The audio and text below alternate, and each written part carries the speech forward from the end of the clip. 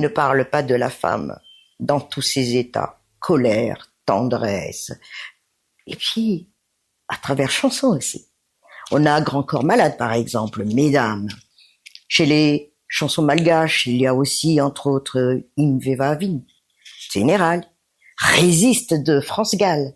Mais cette femme, elle occupe aujourd'hui une place planétaire.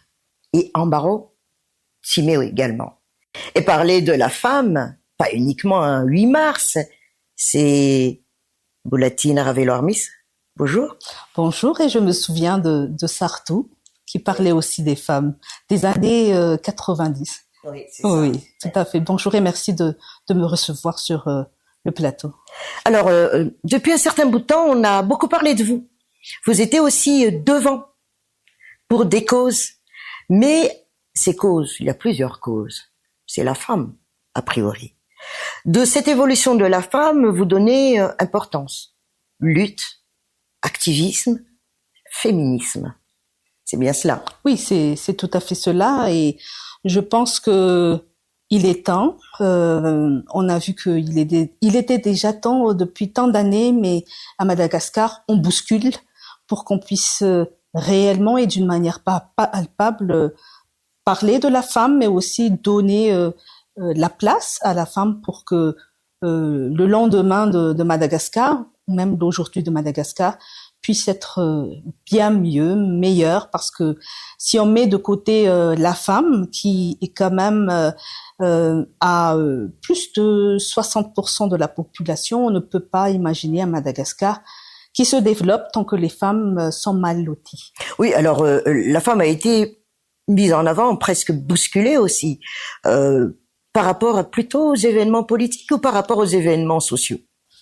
Les deux, je pense, parce que vous savez comme moi que dans les partis politiques, par exemple, il y a cet élan de vouloir inclure les femmes, mais d'une manière quand même, je dirais pas stratégique pour les femmes, parce que les femmes, soit elles sont secrétaires, donc elles prennent les notes, soit elles s'occupent de la logistique, soit elles s'occupent de tout ce qui est charité, activité sociale des partis politiques, mais jamais celle qui est sur les tables, qui donne les points, leurs avis, et on leur donne pas l'autorisation de s'imposer, même si elles s'efforcent à le faire. Et pourtant, droit de la femme, qu'est-ce qu'il y en a pas à citer? Mais est-ce que ce sont que des mots? Est-ce que ce sont que des articles? On parle même au niveau mondial. Oui. Je pense que l'effort est là, mais il y a aussi l'hypocrisie collective qui pousse les femmes, mais quand la femme arrive à un certain stade, on dit Shumlay, on dit Tia pas firni. Pourtant, la réalité est là que il y a beaucoup de femmes qui ont de grandes compétences, comme il y a beaucoup d'hommes qui ont aussi ces compétences-là. Je prendrai un exemple très concret actuellement. Le bureau permanent de l'Assemblée nationale est à 99% hommes. Il n'y a qu'une femme, et cette femme, elle est secrétaire. Donc, comment pourrait-on passer des lois qui concernent des femmes alors que ce sont que les hommes qui en décident l'importance? Donc, sincèrement, pour moi, c'est une faiblesse, c'est vraiment un retour en arrière. Est-ce que cela veut dire que la femme est toujours considérée comme l'objet, la faiblesse, et surtout la culture malgache? Tout à fait. Fanaka Malemi. Il y a la volonté, comme je disais, il y a ce penchant culturel qui arrive souvent et qui est permanent.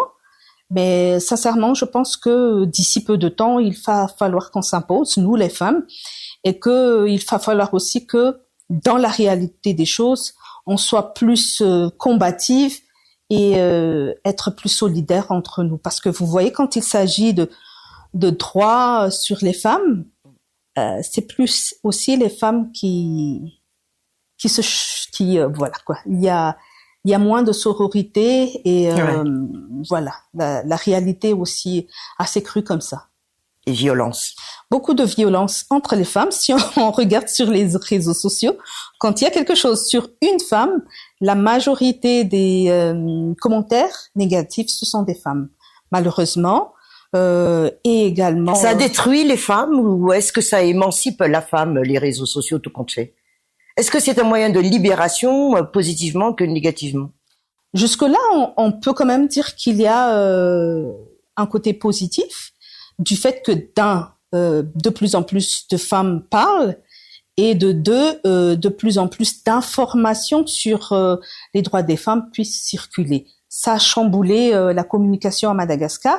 Maintenant, est-ce que la population sait comment l'utiliser positivement? C'est encore un long débat, mais il faut vraiment une éducation par rapport à l'utilisation des réseaux sociaux et par rapport à la violence numérique sur les femmes et par les femmes. Oui, violence numérique.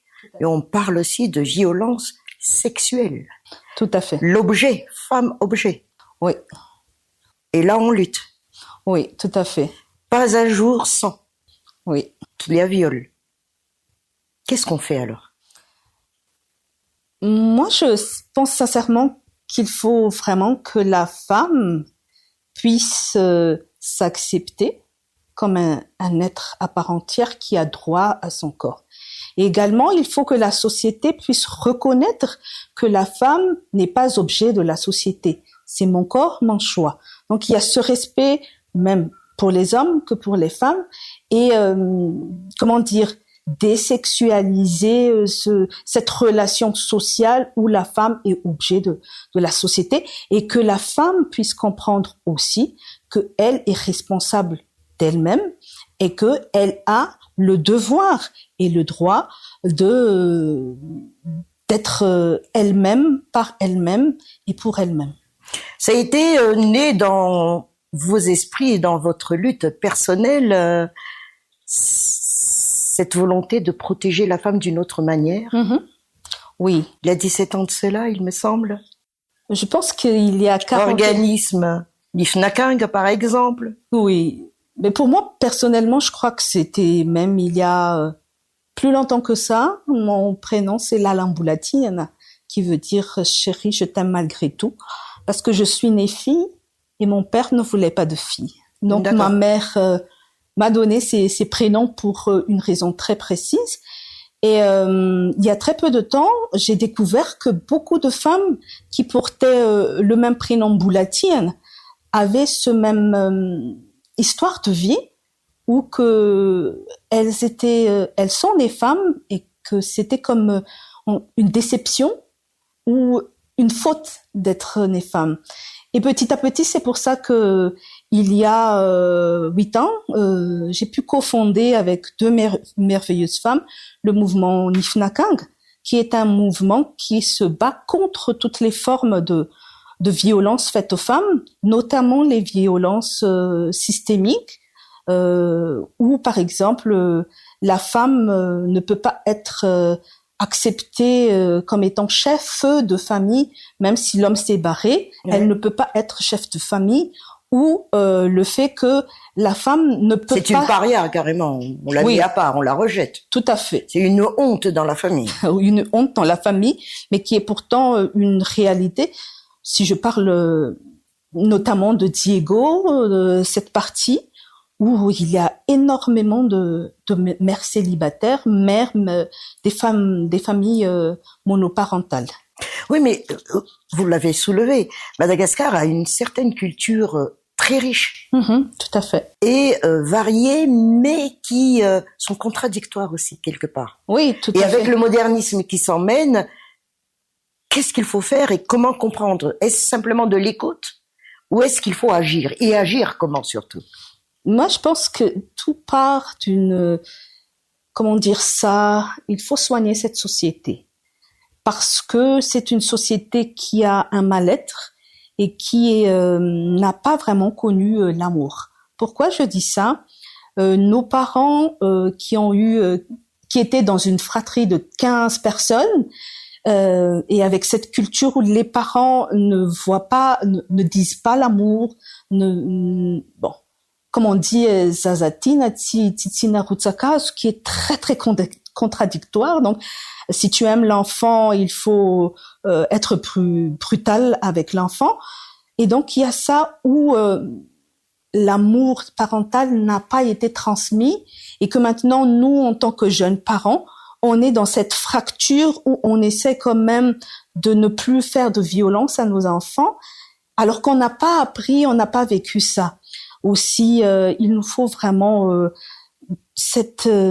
une société qui suit une thérapie pour être bien ensemble. Plus libre, libéré, plus libre ou libéré? Libéré, délivré.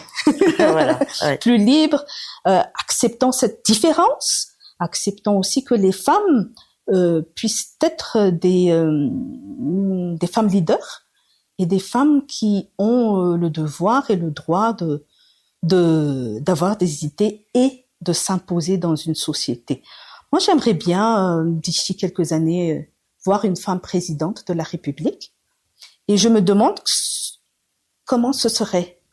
Parce que généralement, une mère peut prendre en charge des enfants, les enfants malgaches, même dans une situation où il y a que 5 milliards en poche. Chaque jour, les femmes font des miracles. Et si on faisait ça avec notre Madagascar chéri, qu'est-ce que ça pourrait être? J'aimerais bien vivre cela. Souffrance encore, on y reste un peu parce que ça fait mal.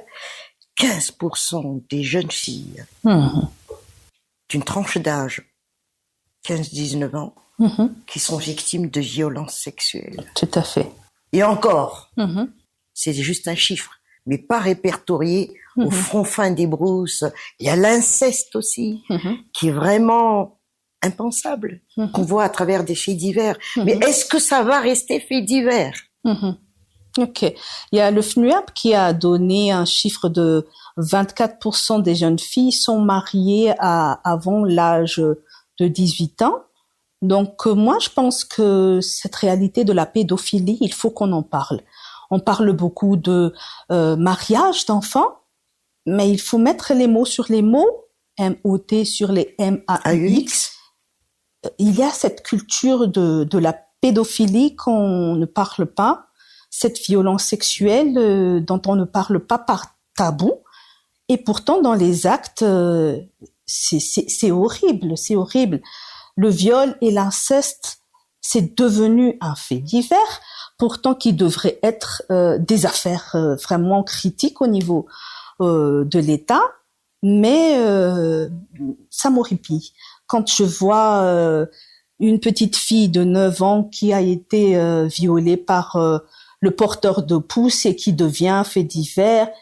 Par son grand-père, tout simplement, ou son beau-père. Tout à fait. Et on n'entend aucun ministre en parler, ni la justice en parler, mais pourtant, si ça s'est passé dans d'autres pays, il y aurait eu débat, il y aurait eu tout cela.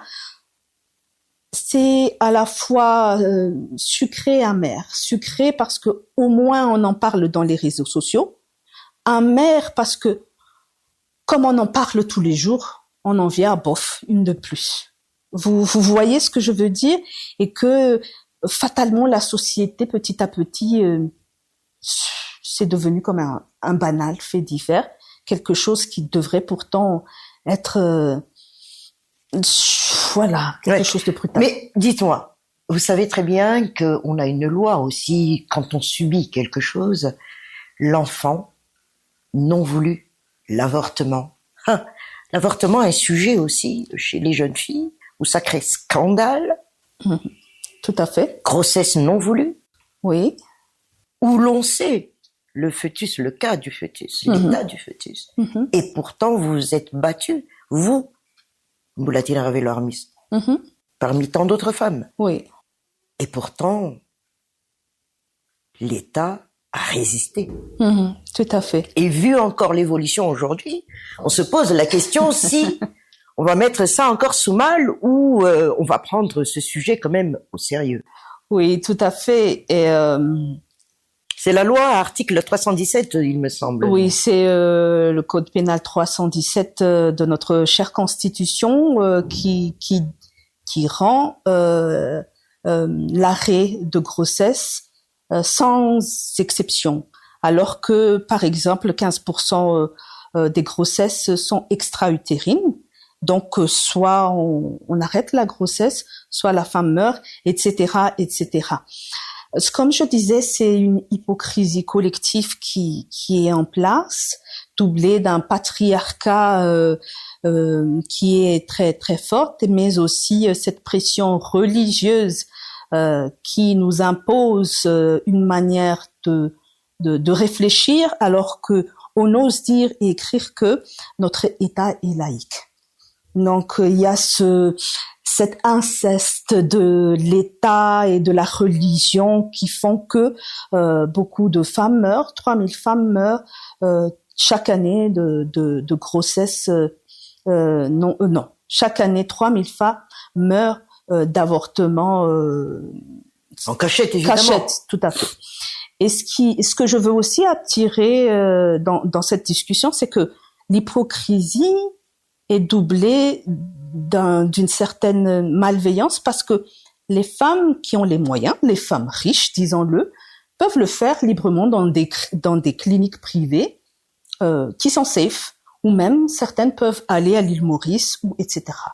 Mais la lessiveuse qui gagne 5000 milliards par jour, elle doit faire des économies pour pouvoir aller dans un coin où elle sera avec des bouchers qui vont mutiler son corps. Et donc, il y a cette différence économique qui est tout à fait aberrante, que celles qui ont l'argent peuvent tout à fait aller au-delà de la loi, mais celles qui sont moins loties, qui sont pauvres, doivent subir une loi qui est contre. C'est ça, je suis maître de mon corps. Oui, mais au fait, c'est l'argent qui dit si tu es maître de ton corps ou pas. C'est économique, et aussi le fait que, voilà. On parle de changement, on parle de redressement, on parle... Oui. Allez-vous remettre sur le tapis ce sujet? Oui, tout à fait. Tout à fait, on va remettre ce sujet de la loi sur l'arrêt médical de la grossesse et la loi sur le viol et l'inceste, même pas sur le tapis, mais sur la table. Ouais. Et à cette table, il faut que nous soyons là, assises, à discuter avec ces messieurs. Pourquoi ces messieurs? Parce que, comme je vous le disais, c'est le bureau permanent de l'Assemblée nationale actuellement, et à 99% hommes, alors que c'est eux qui vont faire le planning des lois qui vont passer à l'Assemblée nationale. Et je disais, on veut être mettre ça sur la table et être discuter d'égal à égal, parce que ce sont les femmes qui subissent le plus de tort par rapport à ces lois qui ne passent pas, notamment aussi la loi sur le viol et l'inceste. Il faut le dire, cette loi, les lois qui existent doivent être revues, parce que, par exemple, la loi en malgache était prude, parce que le langage malgache n'ose pas dire certaines choses, alors qu'il faut vraiment mettre les choses au point pour que il n'y ait pas un moyen pour faire la corruption. Ce sont toujours des violences quand même. Tout à fait, des violences qui marquent les femmes, qui marquent la société, et qui marquent aussi des histoires de vie fauchées par le fait que certaines femmes peuvent aller au-delà de la loi, et d'autres doivent être soumises à ces pratiques barbares. A contrario, la paix. Oui. La femme est toujours en quête de paix. Oui. Mais c'est quel genre de paix? C'est pas trop sentimental, ça? Quand on ne peut pas manger 3 fois dans une journée, comme on dit, quand le ventre est vide, le fanam, l'esprit se balade. La paix à Madagascar, c'est quelque chose d'important, parce que, comme on le dit, la paix n'est pas toujours la guerre, l'absence de guerre, mais la paix aussi, c'est de pouvoir se sentir en sécurité. Quand on sort de la maison, sentir bien, et ne pas avoir à se dire est-ce qu'on va me violer aujourd'hui, est-ce que je ne vais pas être dépouillé, touchée dans les parties intimes, dans les taxis B, tout ça, parce que ça existe et personne n'en parle. Dans les universités, les violences, abus sexuels, si tu veux passer en 3e année, tu sais quoi faire. Ou même dans les petites écoles où des petites filles sont violées par leurs éducateurs. C'est une réalité. Et je dis toujours que quand presque 70% de la population, 65% de la population qui sont les femmes, ne sont pas en paix, les foyers ne peuvent pas être en paix, les Foucontans ne peuvent pas être en paix, les régions ne peuvent pas être en paix. Et voilà Madagascar qui souffre malgré le fait qu'il n'y a pas de guerre. Donc il y a tout ça à mettre bien au centre de la refondation qu'on souhaite. Oui. Alors justement, au niveau universitaire, du côté de Tuléar, on a soulevé cette histoire d'abus sexuels entre enseignants et les étudiants. Et d'ailleurs, c'est un grand effort quand même. Mais reste à savoir, et qui doit être appliqué un peu partout, c'est le dire haut et fort aussi. Mm-hmm. Et ça, c'est par peur. Tout à fait. Et mépris. Mm-hmm. Mais comment, par exemple, pour Nishnakang ou pour Mbulatin Ravelormis, à qui peut-on se confier aujourd'hui? Est-ce vraiment le sujet de cette société aujourd'hui? Mm-hmm. Certes, il y a beaucoup de difficultés, mais je vois aussi beaucoup de volonté. Par exemple, pour Transparency International Madagascar, eux, ils collectent donc les faits de corruption sexuelle. Il y a aussi d'autres organisations qui essayent petit à petit de créer dans ce vide et dans cette souffrance. Pour Mbulatina Ravelormis, ça, personnellement, c'est de parler sans langue de bois, mais aussi parler pour construire quelque chose et dire aux femmes de parler aussi à leur tour et aux hommes aussi d'être alertes et de parler pour les femmes. C'est très important, cette masculinité positive qu'il faut que qu'on mette en place à Madagascar, parce que c'est aussi un moyen un moyen de faire descendre les violences sur les jeunes filles et les femmes. Et Madagascar reçoit assez souvent de prix, ou sinon on est premier quelque part en excellence, mais tout compte fait par rapport à ces réalités, là, il y a beaucoup à faire. Mm-hmm. Et tout dernièrement, vous avez reçu un honneur, mais est-ce que c'est facile à porter? C'est très difficile à porter. Par rapport à la société, certaines personnes pensent que c'est une trahison d'avoir eu l'honneur français et se dire pourquoi une malgache a cette médaille, cette distinction des Français. Et bon, parce que malheureusement, pratiquement, ce sont toujours les autres qui nous apprécient. C'est pas. Oui, c'est tout à fait ça, parce que vous voyez même les artistes malgaches qui sont brillants. Ici, ils vivent dans une certaine misère indescriptible, mais quand ils partent à l'extérieur, c'est vraiment cet épanouissement tout à fait grandiose. Des reconnaissances également. Porter cette médaille, c'est aussi difficile parce que c'est une invitation à faire plus. Il y a tellement de choses à faire que si on distingue ce qu'on a fait, ça veut dire qu'il faut continuer et pouvoir changer les choses. Cette distinction aussi est lourde à porter parce que c'était, comment dirais-je, des femmes, 3000 femmes qui meurent tous les jours sans qu'on puisse réellement donner une position de faiblesse. Quoi. Oui. Et donc, c'est sucré amer encore une fois, mais quoi qu'il en soit, on en est fier et on se dit que oui, on l'accepte avec humilité. Un petit jeu. Oui. Si Mbulatin Ravelormis est ministre de la Population pour la femme. Première action.